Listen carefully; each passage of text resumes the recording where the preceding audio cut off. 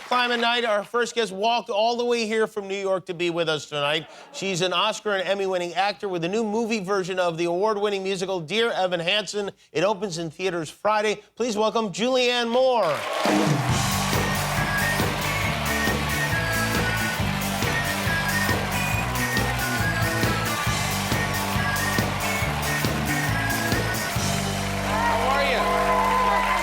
To meet you. So nice to meet you. Thank you so much for having me on your show. Oh, it's great to have you here. And thank you for sending me those underpants for my Oscar. Well, yeah.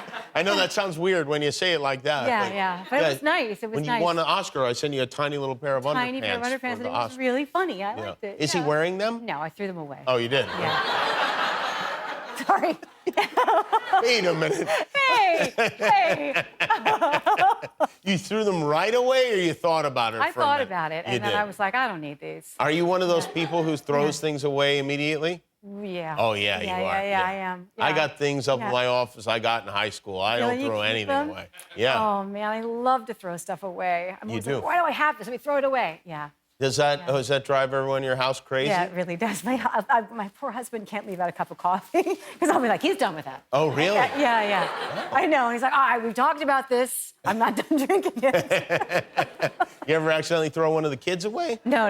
Kept those. That's where it goes too far. That's right. Yeah. Well, you were just talking. You were from New York, and we were just talking tonight about climate change, and you guys had that big hurricane there. It was crazy. It was nuts because it looked like it wasn't going to hit us, and I was out to dinner with my kids. And, it was very sudden, It was right? very sudden, and we were all sitting there, and everybody got an alert on their phone saying, and as we left, it came, it was like this deluge.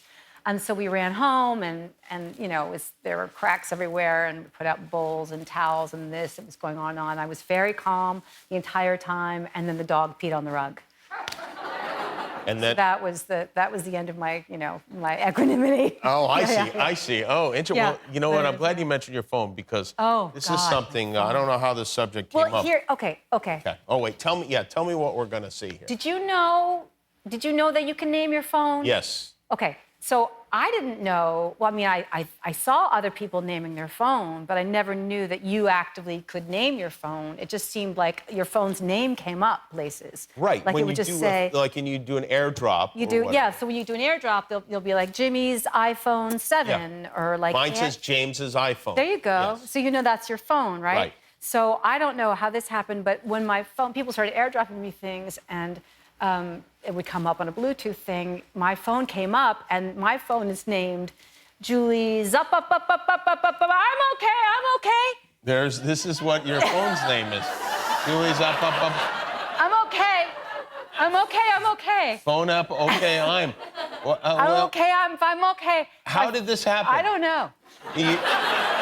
Did you have like the voice thing on when you were in the settings or something? I think I must have been holding my phone. Could it have been the hurricane? Could it be climate change? I'm okay. I'm okay. So I think I was in the middle of a. Are you going to change it? No. It's too good. Yeah, it is good. When you get the next iPhone, like if you get the 13, I know how much. Are you going to duplicate that? I know. I'm going to try, but the problem is I don't know how.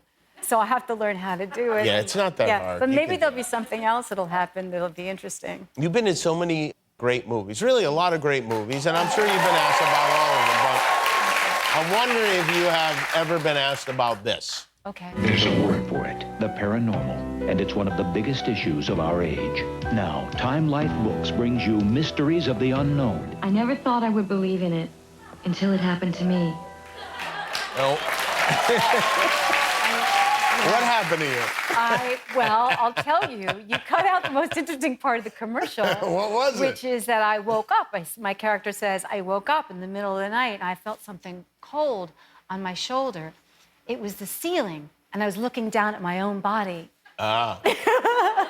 And they told you to say that. And they said that was my line. And then I got the tagline, which was, I never would have believed it. I remember seeing those commercials relentlessly. Yeah, it was the Time Life books on the paranormal or something like that. Do you remember how much you got paid for that? Not enough. Did you get the books? Did they give you the books? I didn't get the books. I was happy to have the job, but those were the days too where you didn't get paid that much for the commercials, but you were just happy to get paid at all. Did people recognize you from that commercial ever? and share their paranormal experiences? I don't think so, no. I don't think so. But they were also on late at night, remember? They were on late at night. Late night television. When you're thinking about paranormal experiences. When you're feeling scared and stuff, and you want to get scared a little more. I like that it was one of the biggest issues of our time. It's not one of the biggest issues of our time, that's for sure. No. But yeah, at that, we have bigger at that issues moment, now than ghosts. At that moment, ghosts seemed very important, right? Yeah, ghosts were like one of the top things. Quicksand, killer bees, That's ghosts right. were like... Levitation. You might levitate the way I did in that commercial, and I hit the ceiling. You know, that might happen. You could levitate, you could hit a ceiling fan, you could, break your nose. You never know what might happen. That's right, yeah. and then become a ghost. This is another thing I want to ask you about, because this is I saw this as I was going through sports stuff. So you like to go to the Knicks games, yeah, we like right? to go to the Knicks And games, well, this is the headline here. Julianne Moore hit with spit crossfire in Knicks playoff game, and there you you seem to be signing something, but you do have a look on your face like you just got spit. Or maybe like up, I'm okay. Yeah, that might be where your phone got named. Yeah. At that moment. Yeah. So this is what was interesting too. So we went to the Knicks game, and we sat down, and we were, so lucky we were in the front and stuff, and there were these tools behind me, like these douches, right? Oh, okay. Who were like saying like all this, they were just like being rude, harassing, and harassing players, and just being generally rude. Yeah. So I did my turnaround and stare, and they'd be like, oh, sorry. But I didn't notice. So there we are.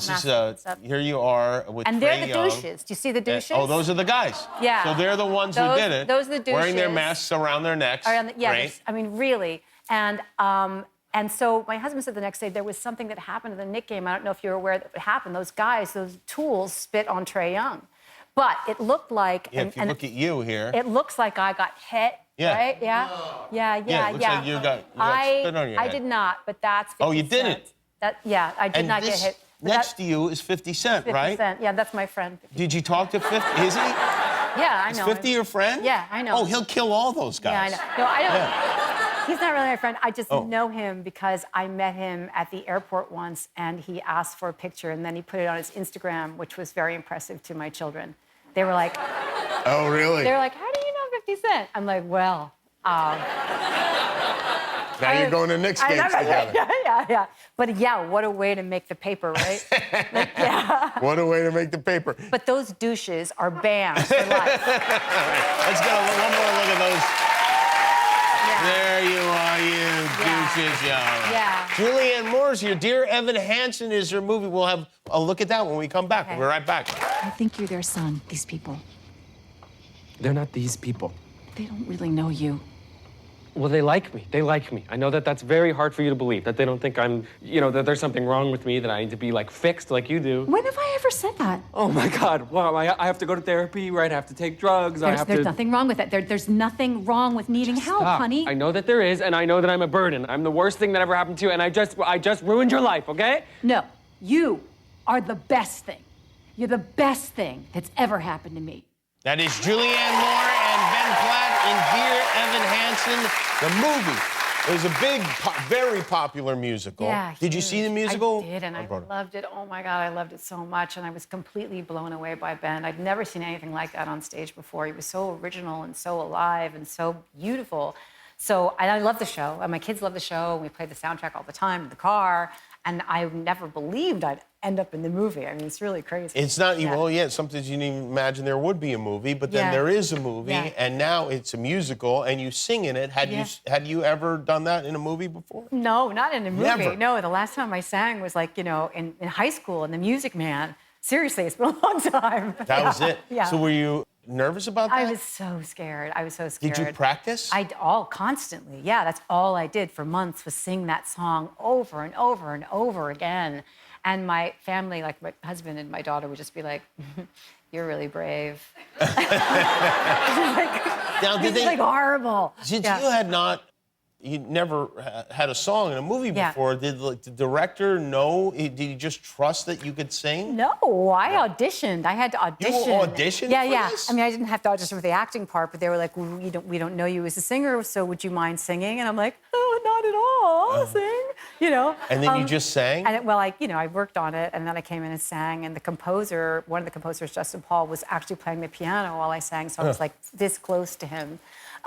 It was really scary. I mean, it was really scary. It was. Yeah, but it was fun, too, because it's wonderful to do something that's completely new to you, right? Do you get scared in those situations? Oh, my God, yeah. do? I thought I would swallow my own tongue. Really? Yeah.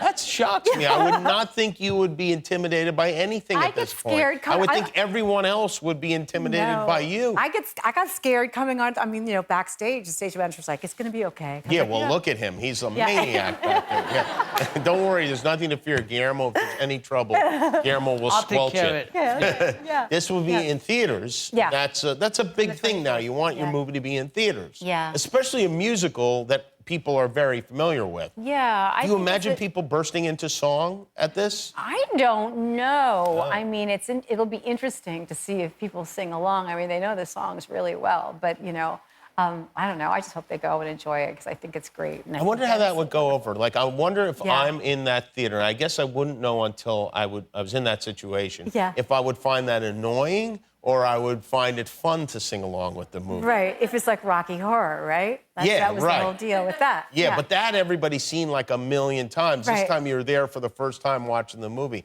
I'm Yeah. going to go with annoying. And I would go with it. I think it's as annoying as those guys at the Knicks game. They're banned from the movie, too. Yeah. Julianne Moore, Dear Evan Hansen, opens in theaters Friday. Don't sing along. We'll be back with My Morning Jacket. Congratulations on making it to the end of a YouTube video. Why not celebrate by clicking the subscribe button? You earned it.